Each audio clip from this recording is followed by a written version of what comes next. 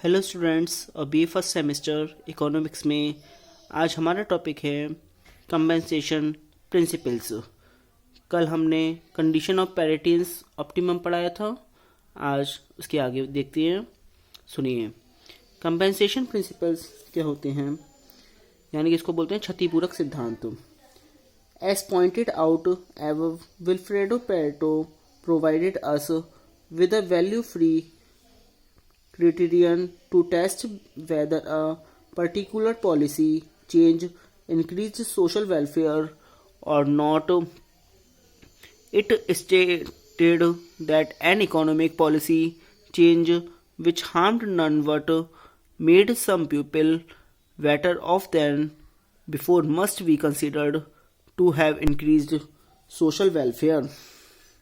इसका मतलब सुनिए, पेरेटो के कल्याणवादी दृष्टिकोण की व्याख्या करते हुए हमने यह देखा कि इनका कल्याणवादी सिद्धांत केवल उन्हीं स्पष्ट स्थितियों की विवेचना करता है जिनमें आर्थिक परिवर्तन के कारण या तो सभी उत्तम स्थिति को प्राप्त कर लें अथवा बिना किसी को क्षति पहुंचाए कुछ लोग उत्तम स्थिति को प्राप्त कर लें। सुनिए आगे। In other words, Pareto's criterion applies to unambiguous policy changes only. It did not apply to those policy changes which benefited some and harmed others. By restricting his criterion to unambiguous changes, Pareto skillfully avoided value judgments and interpersonal utility comparisons to maintain the scientific rigor of his analysis.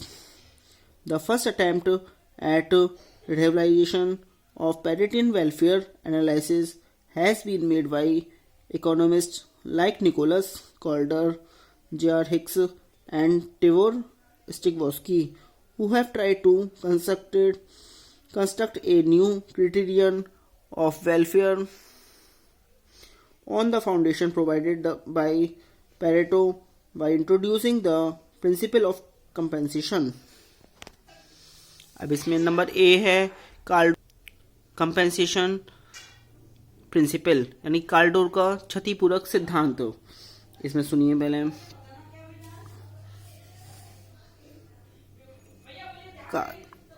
सुनिए, in all cases where a certain policy leads an increase in physical productivity and thus of aggregate real income possible to make everybody better off without making anybody worse off. It is quite sufficient for him to show that even if all those suffer as a result are fully compensated for their loss, the rest of the community will still be better off than before. सुनिए, सभी परिस्थितियों में जहां एक निश्चित नीति भौतिक उत्पादकता और इस प्रकार समग्र वास्तविक आय में वृद्धि करती है, सभी व्यक्तियों को पहले की अपेक्षा श्रेष्ठता या किसी हद तक बिना किसी की दशा हीनतर किए कुछ लोगों को श्रेष्ठतर बनाना संभव होता है। यह प्रदर्शित करना पर्याप्त है कि यदि उन सभी व्यक्तियों को जो क्षतिग्रस्त होते हैं उनकी क्षति की पूर्ति कर दी जाती है तो भी शेष समुदाय पहले की अपेक्षा श्रेष्ठतर होगा। अब कार्डोर के सिद्धांत के अनुसार अर्थव्यवस्था में पुनर्संगठन या उसमें परिवर्तन से कुछ लोगों का कल्याण पहले से अधिक हो जाता है, किंतु कुछ अन्य लोगों का कल्याण पहले से कम हो जाता है। तो हमें यह देखना चाहिए कि कल्याण की हानि कल्याण के लाभ से पूरी होती है या नहीं। यदि कुल कल्याण में वृद्धि कुल कल्याण की हानि से अधिक है तो इस प्रकार के पुनर्संगठन को उन्नति का चिन्ह समझना चाहिए। ऐसी स्थिति में यह कहा जा सकता है कि कल्याण पहले की अपेक्षा बढ़ गया है। इस प्रकार स्पष्ट है कि अर्थव्यवस्था में पुनर्संगठन द्वारा कल्याण को बढ़ाया जा सकता है।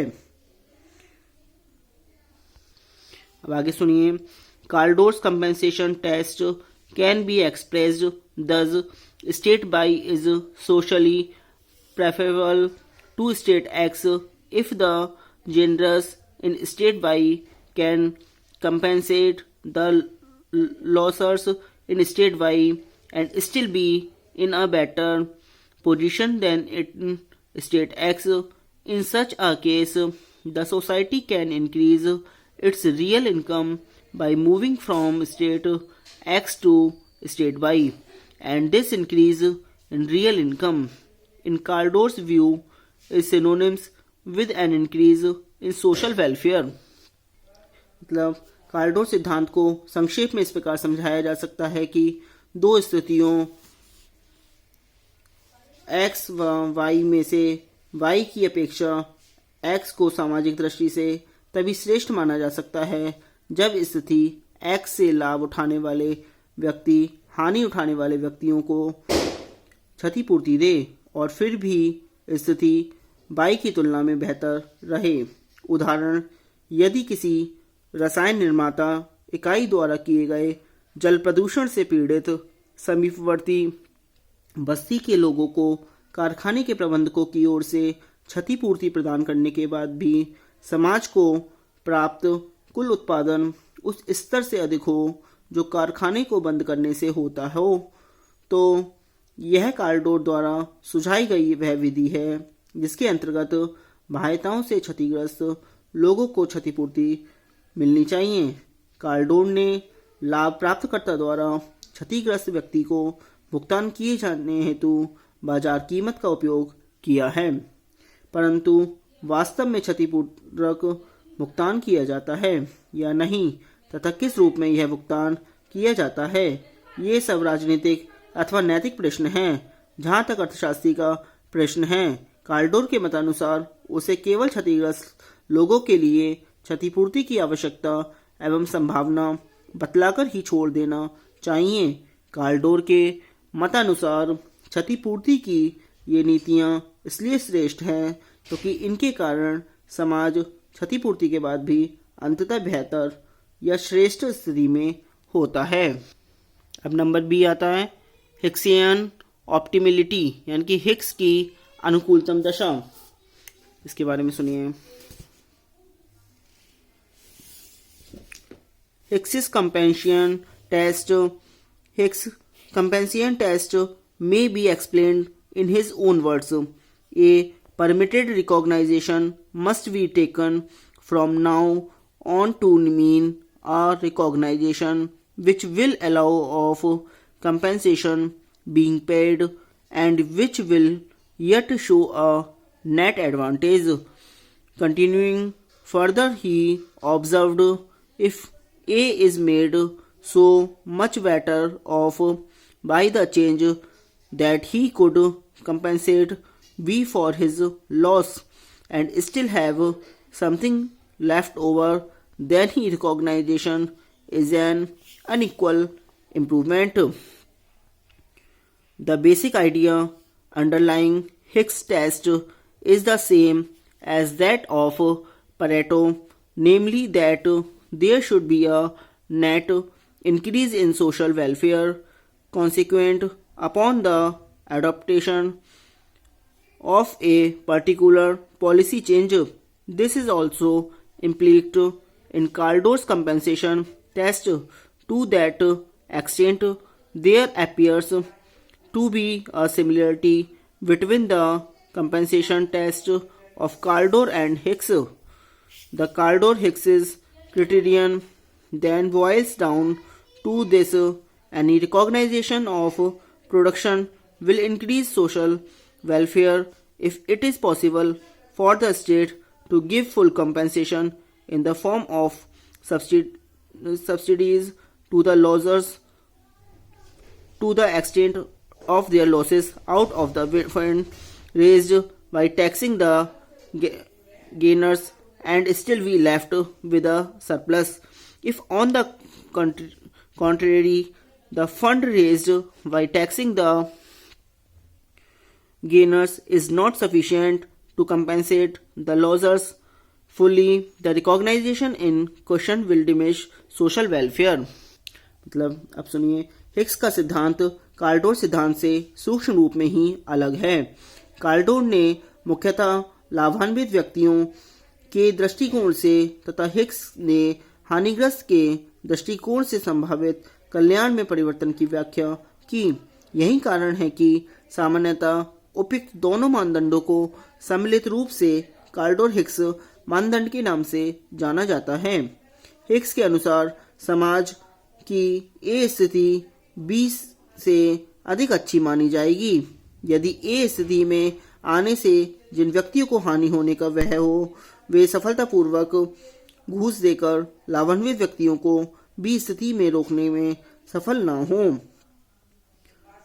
हिग्स के सिद्धांत को स्पष्ट करने के लिए प्रारंभिक स्थिति सी द्वारा प्रदर्शित की गई है। यदि सी स्थिति से उपभोक्ताओं की स्थिति बदलकर डी हो जाए तो उस दशा में ए उपभोक्ता की स्थिति पहले से बुरी और बी उपभोक्ता की स्थिति पहले से अच्छी हो जाएगी।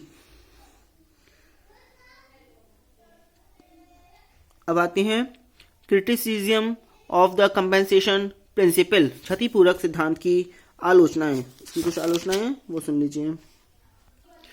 सुनिए, the main criticism against the compensation principle is that it segregates the problem of production from the problem of distribution when the two problems are inseparable from each other. Unfortunately, the compensation principle looks at the problem of social welfare strictly from the production point of view. It ignores the distribution aspect of welfare altogether. Kaldor Hicks कसौटी में उत्पादन तथा विनिमय से संबंधित समस्याओं का अध्ययन वितरण से अलग किया गया है, परंतु वास्तव में उत्पादन कुशलता का अध्ययन वितरण की समस्या की अवहेलना करके नहीं किया जा सकता। आज के लिए इतना ही। Thank you very much.